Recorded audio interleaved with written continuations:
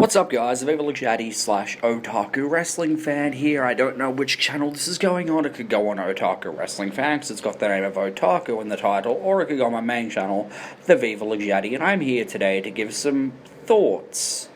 Technically, I guess it's borderline review, but it's mostly just thoughts on the series of Shakugan no Shana, because I have finished it, and it's taken me about 4 years to finish it, and I don't know why it took me so long.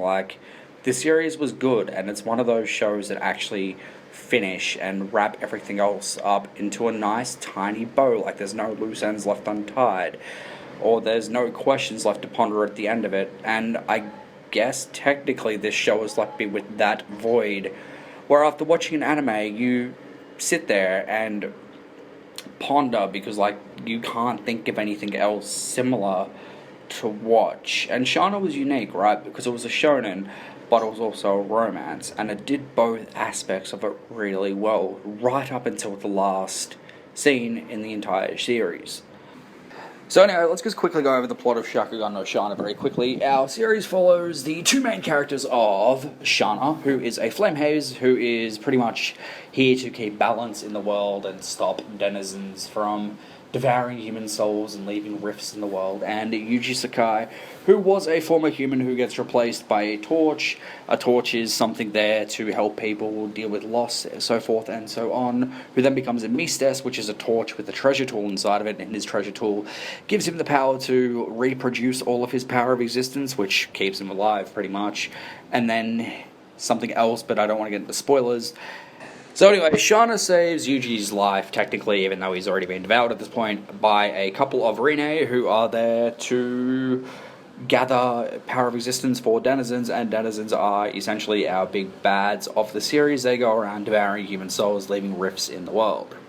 So after a few Monster of the Week episodes and whatnot, we get into a main plot where Yuji is being hunted by a group called Balamaske that are after his treasure tool because it reproduces power of existence to do some evil deeds. It is your typical shonen plotline for the most part in that. And then after a few encounters with Balamaske, Shana develops feelings for Yuji, but Yuji is your typical main character who does not realize that he is liked by our lead female.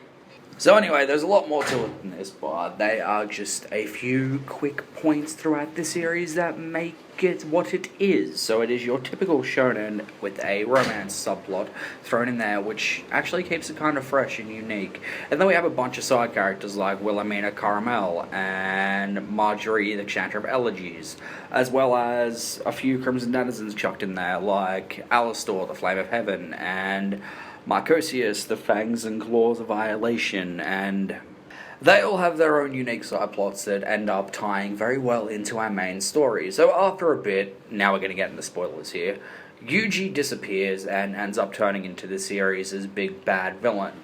Also that he can be with Shana and create a new world where denizens can't devour human souls and some other crap.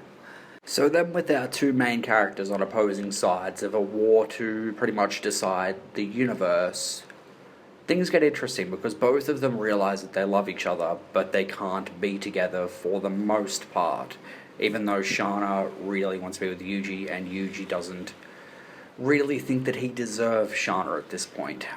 But then naturally, big battle ensues, main character, villain dude gets his ass kicked, and then the two become a couple and go off into the new world that is created and live happily ever after. Now yes, I know that makes the series sound kinda dull, but it's the execution and everything with the side characters there that make the series actually very unique and quite enjoyable. Now, it was animated by, I think, JC staff, and for the most part, it is pretty good. There are a few scenes that get reused over and over again, but in a 70-something episode series, what do you really expect?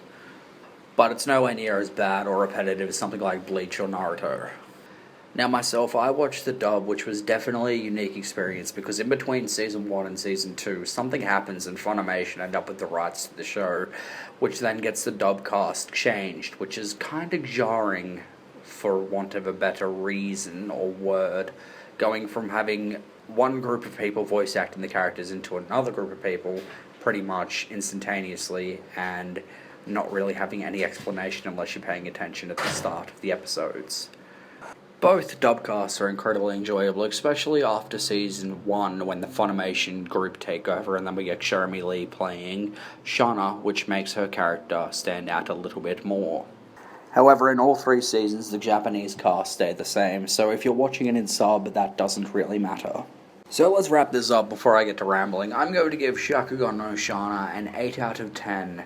It was a quite enjoyable series, and even though there are points of it that are not unique, it stands out from the crowd. So with that, I am out.